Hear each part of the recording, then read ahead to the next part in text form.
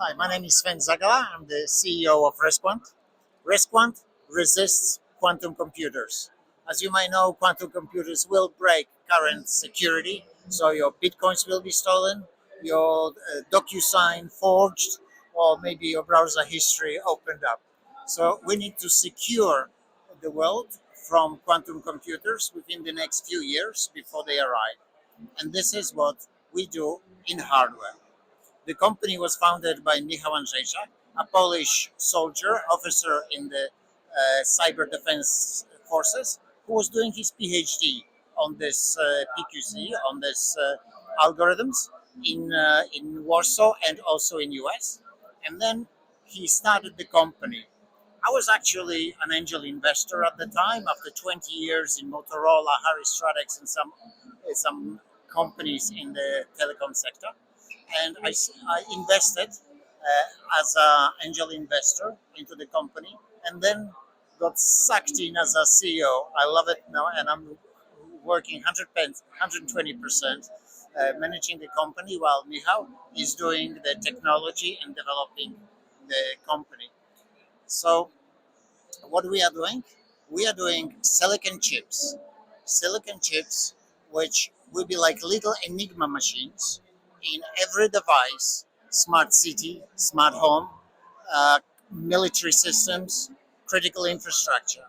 They will secure this chip will secure the device.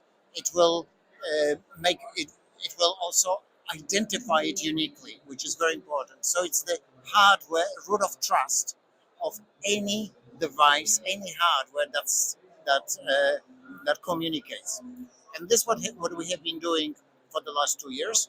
We immediately, when the new standard was set 2 years ago, won a contract from European Space Agency, and we are working on satellites to ground communications. And then we were lucky and got the NATO Diana accelerator. Now this is something very special. NATO, having seen what is happening in Ukraine, decided it needs startups to help it to have these new technologies move into the military. So every year, about 100 companies are chosen out of about 2,000 which apply, and they are put through a obstacle course or a training course how to work with the military.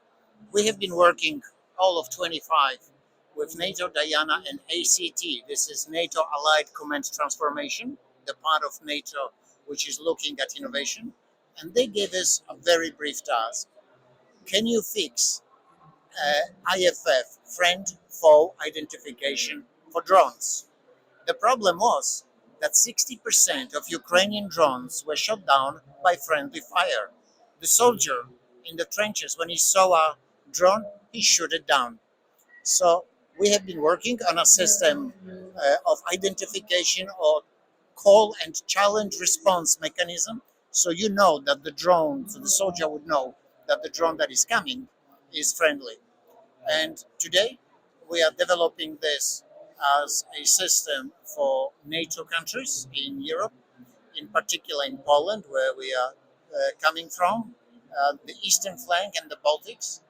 So the critical infrastructure and dual use military is what we want to do. These chips will be manufactured at the end of the year in Dresden, in Germany, in the global foundries, which also has a foundry in US, in Malta, New York. So this is a supply chain choice that we will not manufacture in Taiwan, for example, because we want to make sure that everything is designed and made in the NATO countries. Why in Dresden, of all places?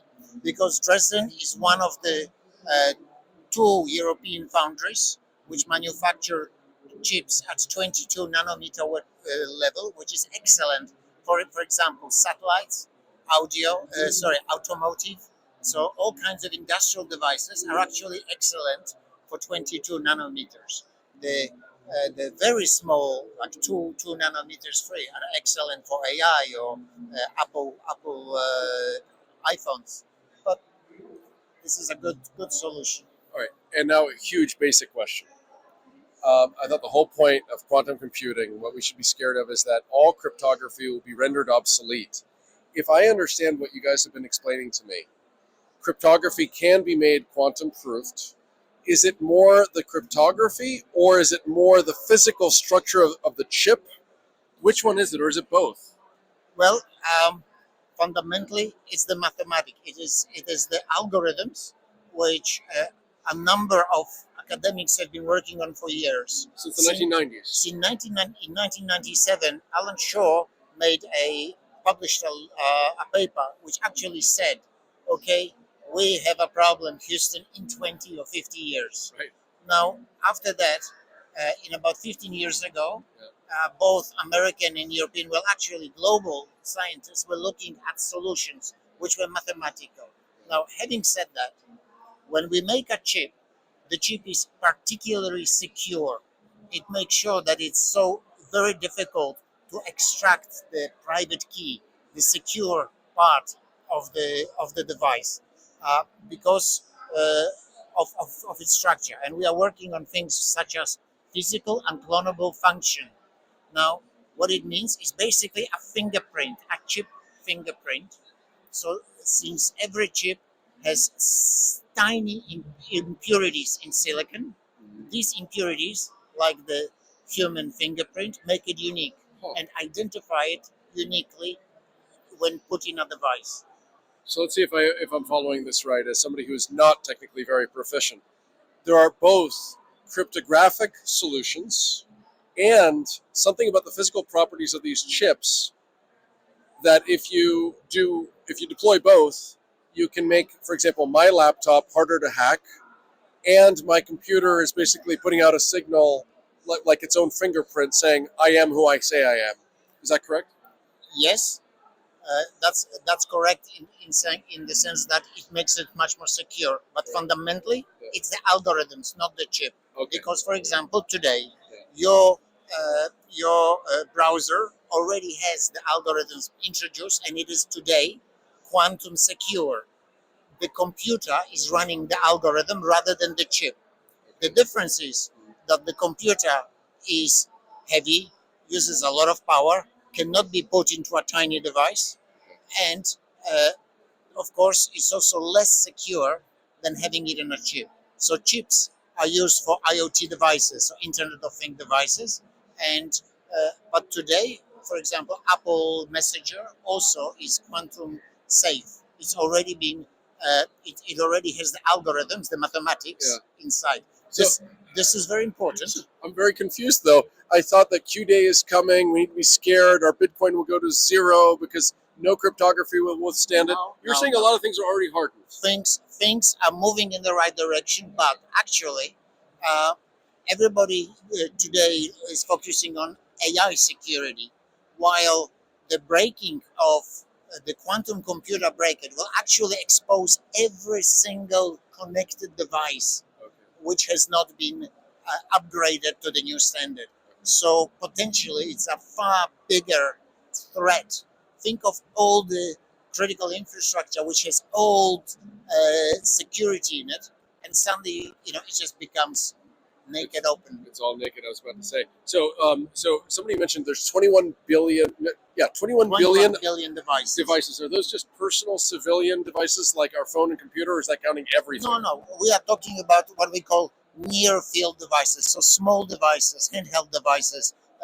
So basically, those which would be great for chips. Okay. So not necessarily this little microphone. Yes.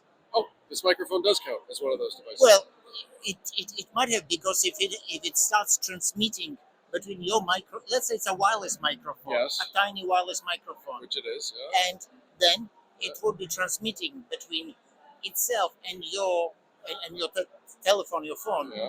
either Bluetooth, but that Bluetooth going forward should have quantum secure communication. Or somebody could actually inject and listen to you. Okay. So even Bluetooth can be compromised In the after future. In the future.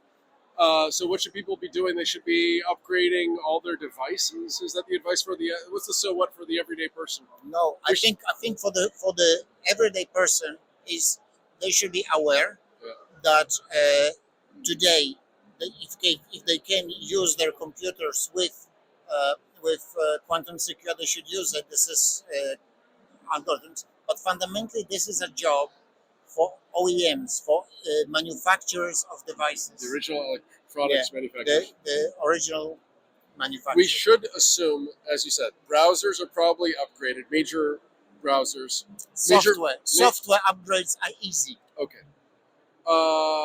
But but crypto, no. Crypto will not necessarily be. well, now no, this is of course everybody knows that this is coming, so people are working on this, and I'm sure they will secure it before say the 2030, which is the deadline. Okay. I mean, by 2030, Yeah. all SWIFT transfers must be done with this quantum secure algorithms, Okay. which means that all merchants and all people, if you do any kind of banking, you will need to have quantum secure And that's up to cryptography, the bigger institutions and that's to worry about. that's up to them. Okay, so back to your startup. What's the moat then? If the cryptography is known, and that's the most important thing, what's your moat? Is it something about the chip then? Yes, the way we design the chip is our mode. Okay.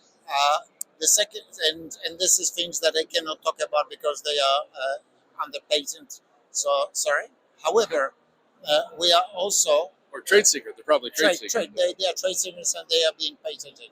But the other point is that there is not that many companies which understand both cryptography and chips. Okay. So there is only few, probably 10, 15 companies in the world that might be working in the same hardware chip field, but then they have to have different go-to-market strategies. We are focusing on military and critical infrastructure, and being in Poland and with the war going on our eastern flank, we do understand that NATO wants our solutions. Right. So I think that would clarify for anybody what your competitive advantage is. The blend of both the knowledge of, would you call it hardware and software?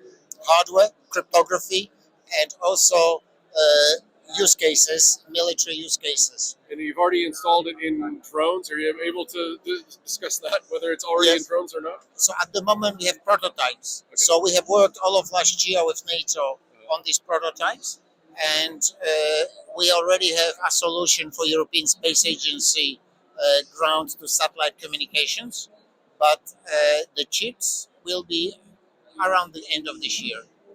Okay. And so we might end back where we started, which is one of the key acute problems was that 60% of drones shot down by the Ukrainian military were their own. Did I get this number right? Yes. 60% of kills of Friendly drones fire. were friendly fire, because if you see something coming at you in the sky and you can't tell if it's Russian or your side, you are better off shooting it down. Of course. So by the end of the year, there will be something in the drones. Let's say the first version. So, but fundamentally, we want to make this solution in all kinds of military devices because it needs to be ubiquitous.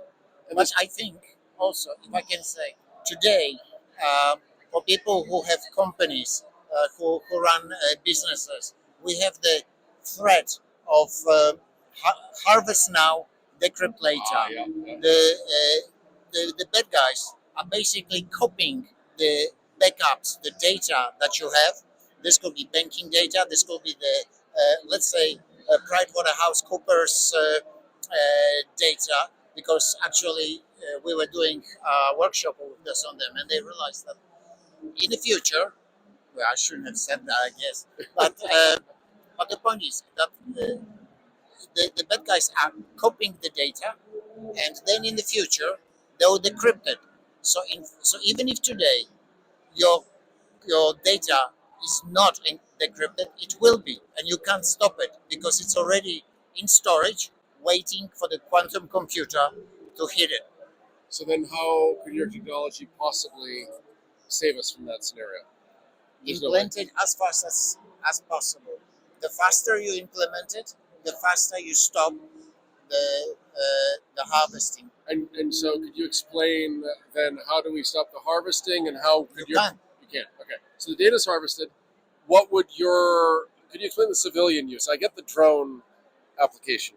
What's the civilian use for this that would prevent data that's already been harvested? There is no way to prevent data that's already been harvested from being decrypted. There is no. If somebody already has your file in storage, then in few years they will be able to crack it and read it. So the biggest potential loss would be your financial assets could be transferred.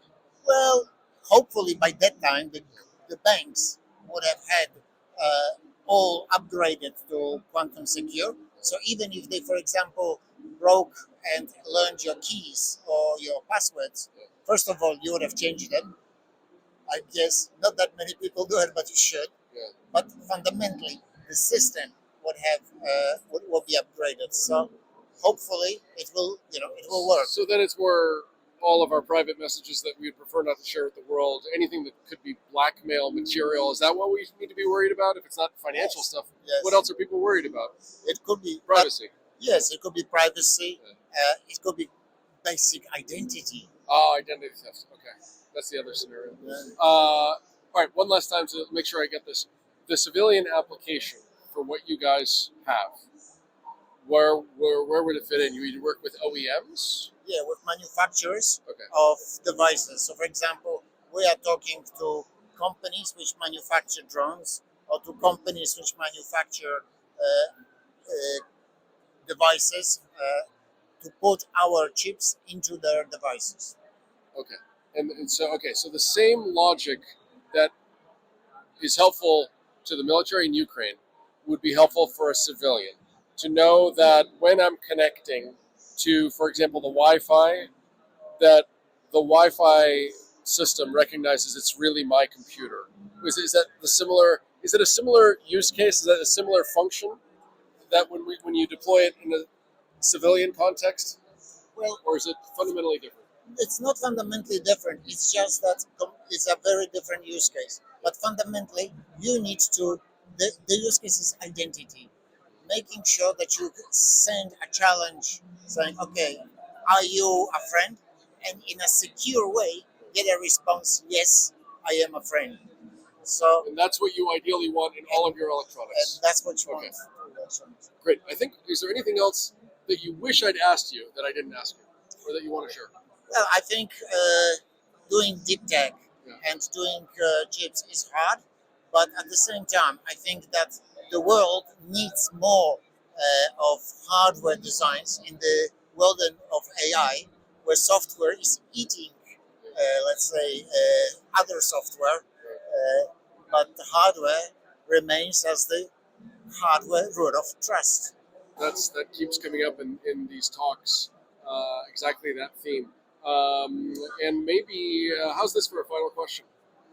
Why are you here? What are you hoping to get out of GITEX in Berlin? Are you looking for investors, clients, or partners? Or just public relations? Fundamentally, it's partners, customers, and investors. Although we have closed a round of about $8 million over the last month or two.